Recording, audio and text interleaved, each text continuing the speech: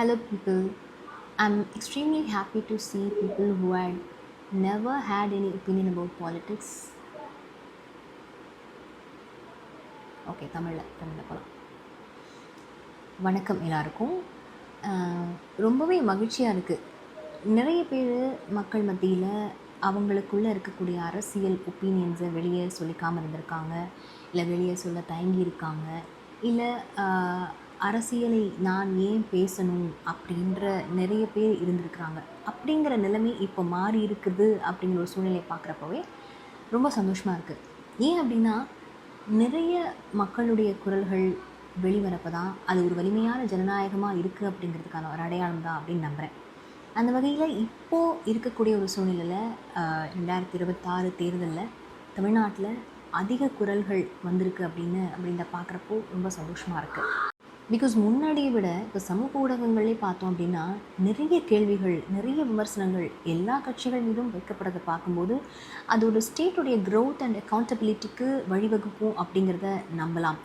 அந்த வகையில் இப்போ இளைஞர்கள் அதிகமாக அரசியல் மயமாக்கப்பட்டிருக்கிறார்கள் அப்படின்னு பார்க்குறப்போவே இன்னும் சந்தோஷமாக இருக்குது. ஏன் அப்படின்னு சொல்கிறேன்னா, ஒரு செய்தி வாசிப்பாளராக, ஒரு நியூஸ் ப்ரெசென்டராக கடந்த 10 ஆண்டுகளில் ஒரு பப்ளிக் ஃபோரம்க்கு ஒரு இடத்துக்கு போகிறப்போ நிறைய இளைஞர்கள், குறிப்பாக மாணவர்கள்லாம் சொல்கிற விஷயம் என்னென்னு பார்த்தோம்னா, இல்லைக்கா நாங்கள் செய்தியெலாம் பார்க்க மாட்டோம், சாரிக்கா, இல்லைக்கா நாங்கள் நியூஸ் பேப்பர்லாம் படிக்க மாட்டோம்க்கா அப்படிங்கிற பெரும்பாலான கேள்விகள் தான் எங்களுக்கு வந்திருக்கு.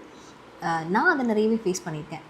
ஒரு ஆங்கராக நான் எங்கள் அப்பா எல்லா நியூஸ் சேனல்ஸையும் பார்ப்பார். லிட்ரலி இமயம், வின் டிவி தமிழ் உள்ளிட்ட குட்டி குட்டி சேனல் செய்திகளை கூட அவர் மிஸ் பண்ணி நான் ஒரு நாளும் பார்த்தது கிடையாது. அதனாலேயும் என்னவோ நான் செய்தியோடு வளர்ந்துருக்கேன் அப்படிங்கிற ஒரு நிலைமையில்.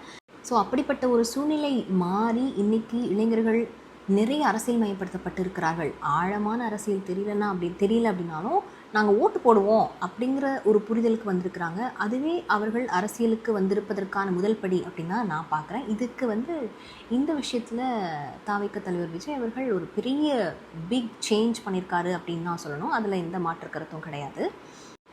Coming to the point. இப்படி உங்களுடைய அரசியல் புரிதல், அரசியல் ஒப்பீனியன் என்னவாக வேணால் இருக்கலாம்.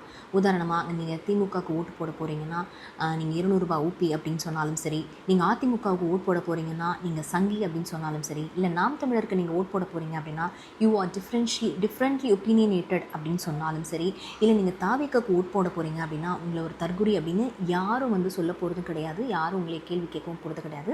பிகாஸ் நம்ம அந்த நிலைமைகளை மாறி இப்போது உங்களுடைய தனிப்பட்ட அரசியல் ஒப்பீனியன் இருக்குங்கிறதுக்காக பீப்புளை ஸ்டீரியோடைப் பண்ணுறது அப்படிங்கிறது மாறிக்கிட்டே வருது அப்படின்னு தான் நான் நம்புகிறேன். அதனால் நாளைக்கு எல்லாருமே உங்களுக்கு பிடித்த கட்சிக்கு கண்டிப்பாக ஓட் பண்ணுங்க, அதை தான் சொல்ல வந்தேன். So each and every vote counts. Vote போட மறந்துடாதீங்க, கண்டிப்பாக ஓட் பண்ணுங்கள்.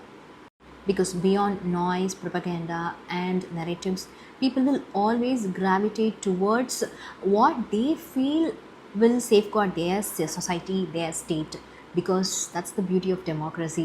And please do vote. Fate of the state is ultimately decided by its working class. Let's vote.